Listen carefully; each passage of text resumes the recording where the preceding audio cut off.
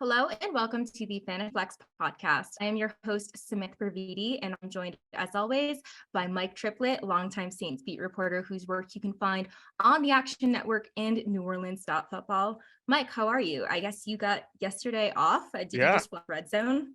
Well, and I watched the Joe Mixon show and had him in one of the most important leagues. So I guess everybody already with the knife twist on. Everybody either I went against him in one too, but everybody listening right now either had Joe Mixon or lost yesterday, right? Yes, I mean the Panthers lost, but they also won because we are just one more step closer to a better quarterback. So you feel actually the Panthers have made you feel better now about the DJ Moore penalty 2 weeks ago. It was like you got the thrill of that play and you also are in play for the number one pick. So things are coming up roses.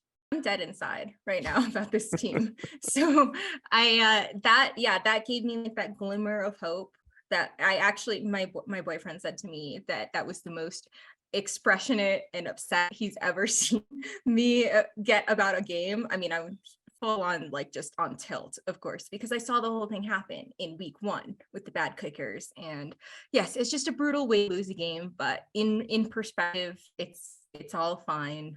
This is not our year. It's fine. We move on from here. But yes, this week's games were certainly interesting. I mean, the Jets-Bills game was crazy right off the bat. I mean, just completely wild.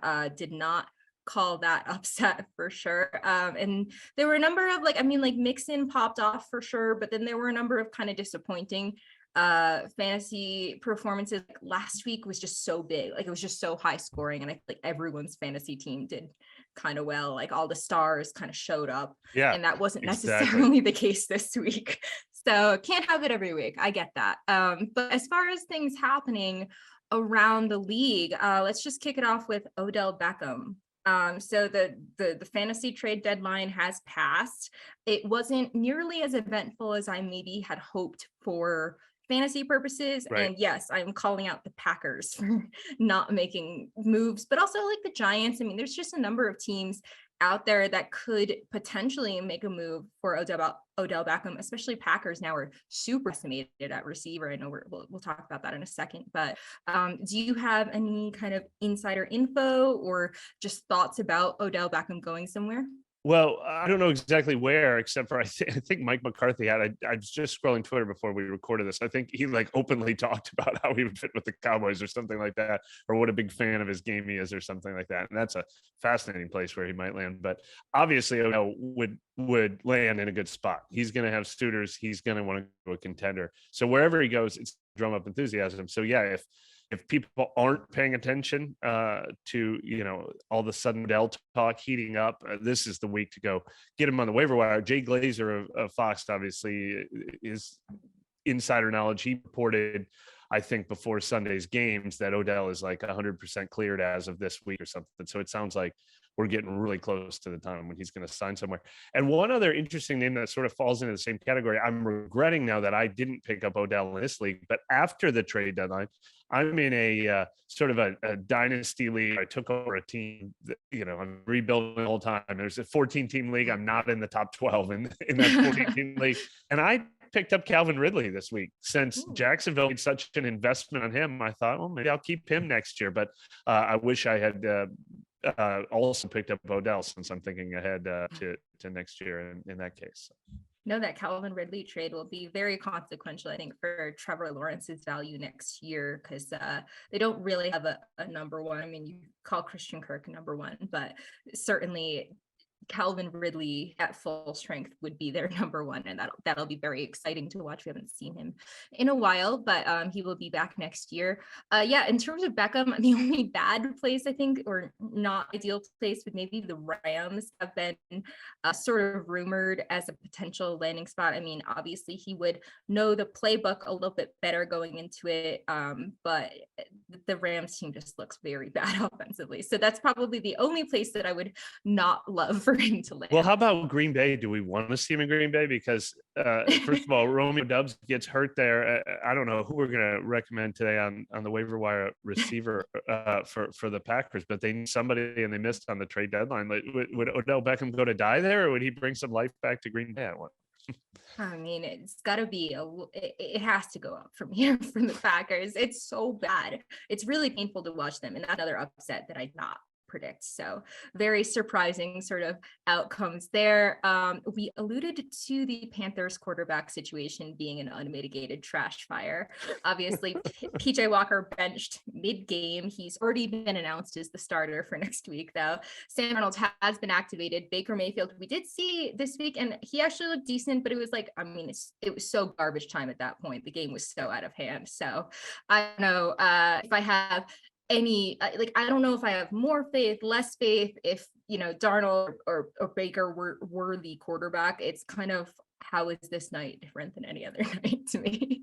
Well, I know we're going to talk about Terrace Marshall with the receivers, and he got that touchdown late in the game when it really didn't matter. And I don't even know if Carolina had all their starters on the field. I know Cincinnati didn't have theirs on the field anymore, but Terrace Marshall is already somebody we brought up last week as kind of interesting because he has the pedigree of a high draft pick who's finally getting his opportunity.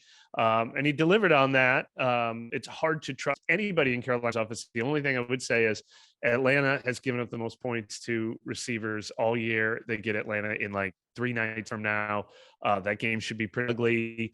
Maybe Carolina could score in that game. So maybe Terrace Marshall is a bye week injury replacement possibility, but I'm not investing anything significant long term in any Panthers, including, unfortunately, DJ Moore, who was one of those people who came crashing back down to earth that you were alluding to there. And Deontay Foreman also came crashing back down to earth.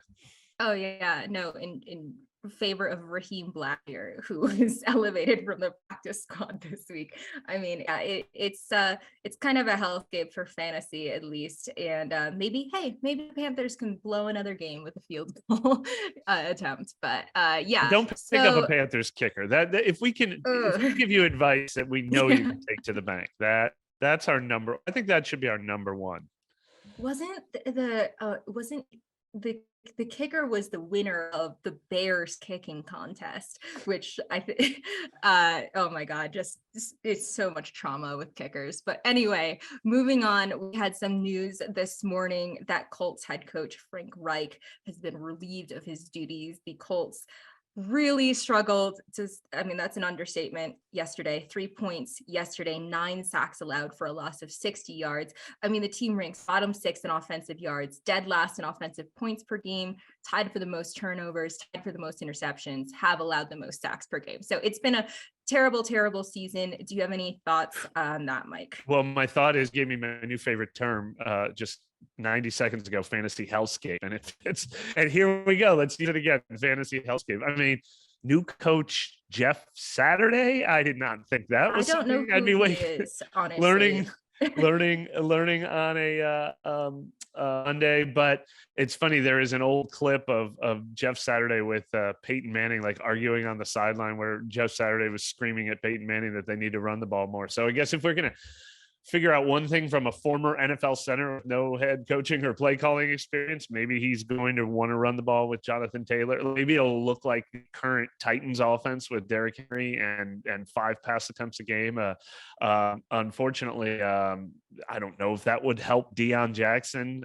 So I think the only, did they get Zach Moss involved? They brought Jordan Wilkins out of nowhere and he surpassed Phillip Lindsay. So if Jonathan Taylor not healthy, I don't trust any running backs in Indianapolis right now, but I guess maybe that's a team that's going to want to run the ball, but that doesn't do a lot of good when you're down as many points as they're probably going to be. It's a stay away outside of him. Probably not good for Michael Pittman. I saw a tweet today that was like, the Titans are like, Derrick Henry is the difference between the Titans being an NFL team and a high school football team. Unbelievable. I mean he is the numbers of that game last night. Unbelievable. The passes, like Pat Mahomes, 68 pass attempts and 5 completions for Malik Willis, and that game went to overtime. Playing completely different football. So yes, a very strange game. I live bet the Chiefs -2.5. I just stared at my phone until it dropped to 2.5. Like literally just poking it and making sure it would refresh in time. And then you're like, oh my God, I got it in time before it changes, of course, because that's when all the money comes in on 2.5. So I was glad that I waited until it got that low. But yeah, Mike alluded to it before that you had the day off yesterday. So talk to us about tonight's Saints game. Well, I think there's a lot of interesting things for the waiver wire show that obviously some people will listen to this before the game, some people listen to it after, but we're going to find out a lot more about whether Isaiah Likely and Devin Duvernay can be somewhat useful in Baltimore's passing game, because they're going to be without obviously Rashad Bateman for the rest of the year and Mark Andrews tonight. Now they have a bye coming up next week, so Andrews should be back. I don't know how much we'll necessarily learn about Isaiah Likely, but if he's really good, he could earn a spot as their number 2 pass catcher alongside Mark Andrews going forward. And I mean, Duvernay is going to have every opportunity in this game because he's the only like healthy receiver left for Baltimore, and the Saints are still without. What are you saying about Demarcus Robinson? Well, he's been on the injury report all week too. So if he is playing, he's a little banged up. So Duvernay really should have an opportunity, and yeah, the Saints are still without their top cornerback, Marshawn Lattimore. So,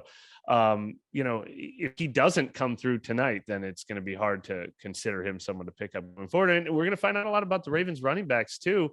I think Kenyon Drake will have a big opportunity, but if Kenyon Drake doesn't look like somebody who's going to like take over this job, I don't know what he could do to take over the job. Gus Edwards is kind of a sneaky fantasy pickup. No one will be interested in him after he's ruled out for this game, but he should be back after the bye, and he should return to be number 1. So he could be a slide him on your fantasy bench. And the same thing, I do not know yet as of recording time if Jarvis Landry is going to play for the Saints. If he does, I think he'll still be pretty limited, but it's very close. He returned to practice this week. Michael Thomas ruled out for the rest of the year. So he's very close to returning and being the number 2 wide receiver for the Saints. So he's a guy that even if he doesn't play tonight or has a quiet night tonight, is someone to look at as a future investment. Nice. Yeah. So I was talking about this before the show. I made some very suspect lineup decisions in one league. I actually won a clean sweep. I could clean sweep all my leagues this week, which has not happened because I've just had like alternating weeks, basically. Like they just never win at the same time.